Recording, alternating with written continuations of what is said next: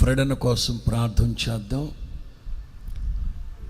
సరిగ్గా 10 రోజుల క్రితం, ఇవాళ 28,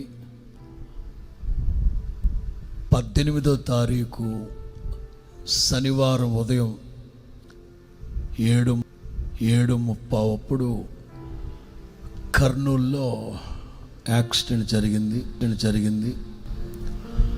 శనివారం, ఆదివారం కర్నూలులోనే హాస్పిటల్లో ఉంచారు. ఆదివారం మధ్యరాత్రి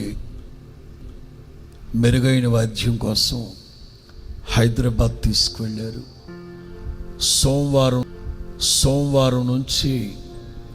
గత సోమవారం నుంచి హైదరాబాద్లోనే ఉన్నారు.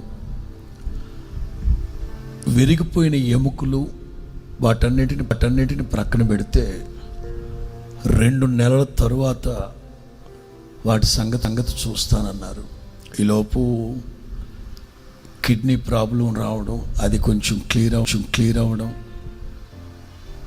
ముఖ్యమైన రక్తనాళాలు కట్ అయిపోతే వాటికి బైపాస్ సర్జరీ చేశారు. అవి కూడా సెట్ అయినాయి. నిన్న డిశ్చార్జ్ చేస్తానన్నారు. నేను హైదరాబాద్ వెళ్ళాను. కానీ కొంచెం ఇబ్బందికరమైన పరిస్థితి ఉన్నందువల్ల ఇవాళ ఇన్ఫెక్షన్ ఎక్కువైపోతే అంగవైకల్యం అన్నారు. ఒకటే మాట. అంచేత సేవకునికి అలాంటి పరిస్థితి రాకుండా, ఇన్ఫెక్షన్ రానివ్వకుండా ప్రభు నిష్కలంకమైన రక్తం చేత గాయాలన్నీ కడిగి శుద్ధి చేసి, వస్త్రపు చెంగులో ఉన్న